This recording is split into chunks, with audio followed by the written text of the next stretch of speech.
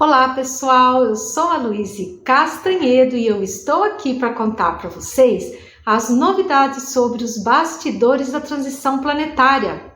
E hoje nós vamos ficar sabendo o que foi que aconteceu a Lúcifer. Mas antes de eu contar isso tudo para vocês, vamos rodar a vinheta.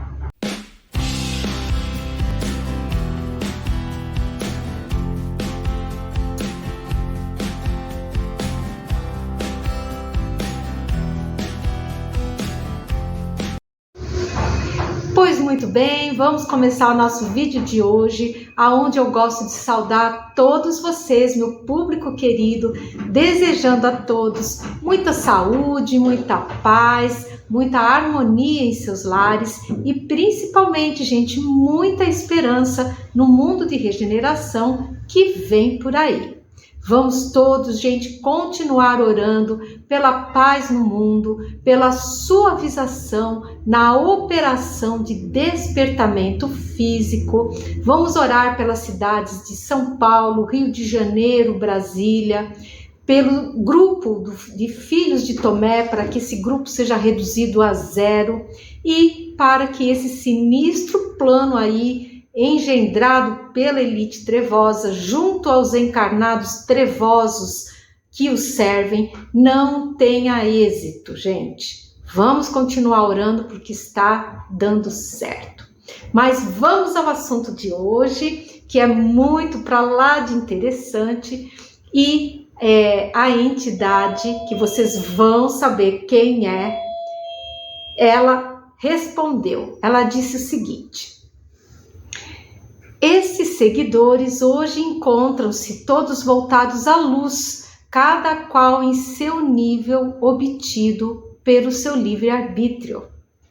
E eu, gente, fiquei boquiaberta com essa informação, porque eu não sabia em absoluto que Lúcifer havia arrastado com ele milhões, segundo que a entidade falou, de entidades sofredoras, trevosas, que se encontravam no umbral sob o seu comando. Então, ele não subiu sozinho quando Jesus o levou. Isso vocês já sabem, porque eu contei isso, que Lúcifer nunca ele foi o chefe da elite trevosa. Ele é um ser muito antigo, que fez opções inadequadas, e atuou lá na Guerra de Órion, e ele acabou sendo exilado aqui para a Terra após profundas reflexões que ele fez quando ficou preso lá nas casas correcionais após a Guerra de Órion.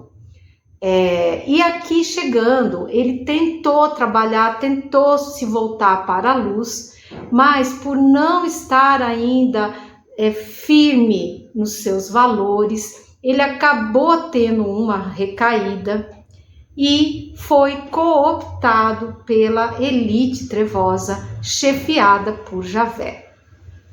E por aqui ele foi ficando até que Jesus se encarnou no planeta em sua gloriosa missão de apresentar o verdadeiro Deus à humanidade, bem como os princípios crísticos orientativos à caminhada dos seres para a luz. O fato é que Lúcifer começou a seguir o mestre por onde ele ia, assistindo às palestras, vendo ele conversar com os discípulos. Jesus via ele também, mas fazia que não. E ia falando, cumprindo com a sua missão. E o que aconteceu? Lúcifer foi se encantando pela doce aura do mestre. Mas também quem não, né, gente? Jesus Gente, por isso que eu sou futebol, Jesus Christ Futebol Club. Eu faço parte desse clube aí. E assim foi até um momento da crucificação injusta, cruel e malvada de Jesus. E Lúcifer, quando viu o mestre sofrendo de forma tão rude e injusta, naquele momento coração dele, aquele restinho de cristalização que ele ainda tinha, descristalizou, e o coração dele brilhou fortemente com a luz do amor. E Jesus, recém-desencarnado, o levou consigo para outras paragens. Essas informações, gente, estão contidas na playlist Revelações sobre Jesus e Javé aqui desse canal. Quem não assistiu ainda, gente, recomendo fortemente que assistam, porque é uma playlist maravilhosa. E se você estiver gostando do conteúdo aqui desse vídeo, já sabe, gente, dá seu like, clica no sininho, compartilha o vídeo. E se você não for inscrito ainda, por favor, nos dê o prazer da sua inscrição. O que eu não sabia até o momento é que antes de subir com Jesus, Lúcifer se lembrou de toda a legião de seres que o seguia.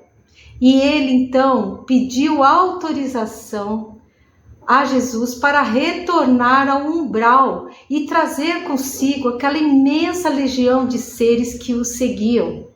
Porque ele, gente, ele compreendeu que precisava avisar a todos eles que estavam no caminho errado, que eles precisavam se voltar para a luz, que ele próprio, que era o comandante, estava fazendo esse movimento.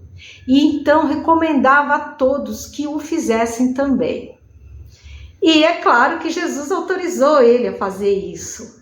E dessa forma, uma enorme quantidade, milhões de seres trevosos que estavam atuando no umbral, que o seguiam, voltaram-se para a luz.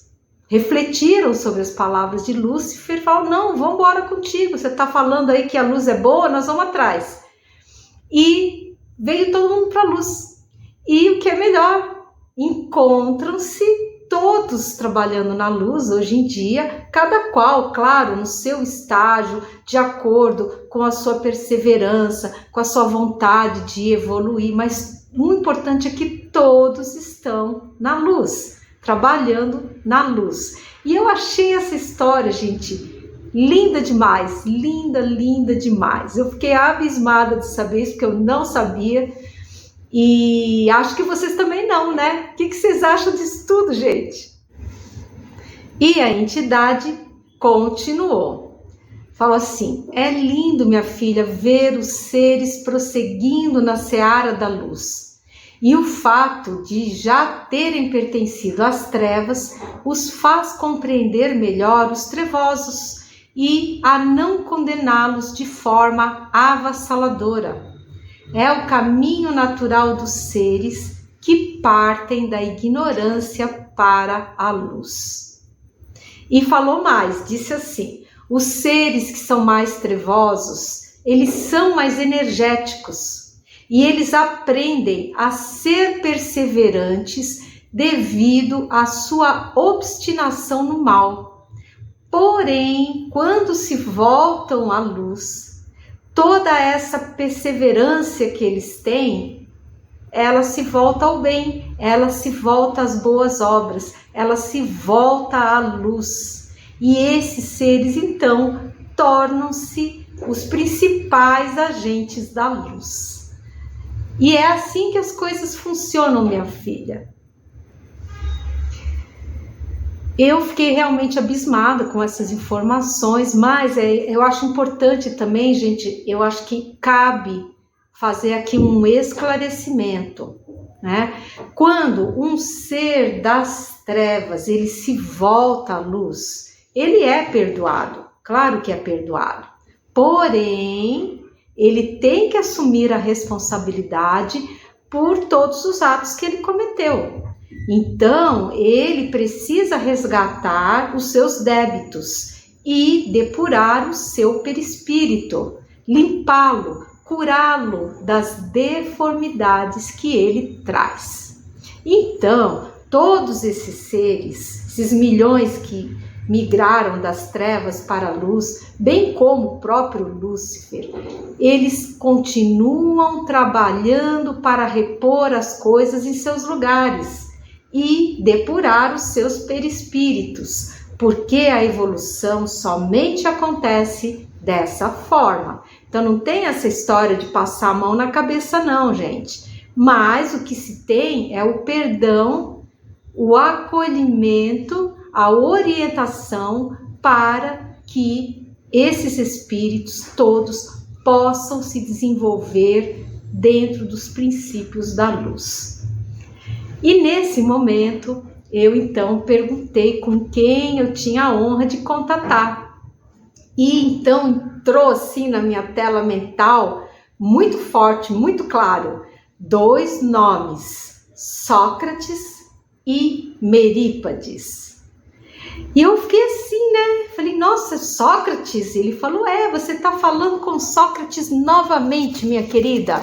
E ele é muito animado, sim, ele é alegre, ele tem uma energia, assim, de motivação, sabe? E o Merípades é aquela coisa, assim, do carinho, do aconchego, do conforto, cada um com as suas características, mas, gente, todos dois são, assim, espíritos espetaculares. Eu fiquei mega feliz, honradíssima com a presença deles dois, do Sócrates novamente, né? E quem é novo no canal, que não sabe ainda, por favor assista, a gente recomenda que assista ao vídeo número 92 aqui desse canal. Quem está me ouvindo no Spotify é o episódio 231, que relata justamente a primeira vinda do nosso estimadíssimo Sócrates. E ele, dentro daquela humildade, né, falou, minha filha, não te sintas tão honrada, porque eu sou apenas um servo da luz. Aí falou, Merípades está aqui do meu lado e diz que gostou da imagem na fogueira que você fez. Como sempre, você o fez mais forte do que ele era, mais gordinho, mas que você o deixou muito bonito. Eles são os fofos, gente, eles são os fofos. Que eu também adoro Merípades, é o nosso estimadíssimo druida ancestral, que é um querido. Agora vocês imaginem esses dois seres de luz juntinho, de braço dado, gente. É muita honra demais para essa médium aqui que vos fala. Essa é que é a verdade. E eu, como sempre, sapequei uma perguntinha ali no Sócrates. Eu perguntei para ele sobre o Platão, né? Porque Platão foi o principal relator da obra de Sócrates. Sócrates mesmo não escreveu nada. Platão, que era seu discípulo e que relatou muitos dos ensinamentos dados por Sócrates, né? E aí ele falou, Platão encontra-se também a trabalho da luz. Ele é um grande amigo e colaborador. E eles são muito humildes, né? Olha só o que eles falaram depois. Eles falaram assim, que bom que você fica feliz com a nossa humilde presença. Porque eu tava assim, né, gente? Eu tava... Eu fico muito feliz mesmo, né?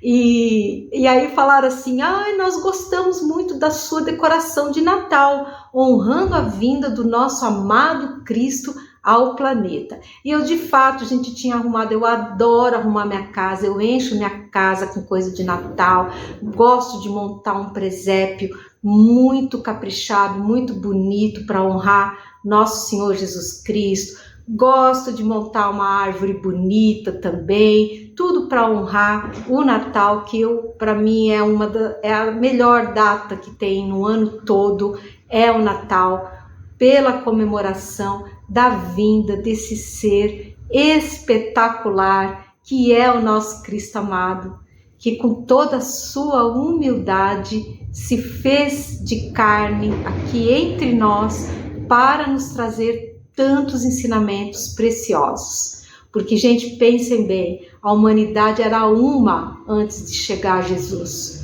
Passou a ser outra depois da passagem dele aqui nesse plano encarnado. Hoje a gente até não se dá muito conta, porque nós já absorvemos vários princípios crísticos dentro da nossa sociedade. Mas há 2000 anos atrás, a coisa era punk, o negócio era pesado, não existia misericórdia, não existia nada. Se você tivesse que morrer, você morria mesmo, ninguém estava nem aí com nada, as mulheres eram totalmente descartadas, as crianças, era um negócio assim terrível, terrível. E com a vinda de Jesus, isso tudo começou a mudar, né?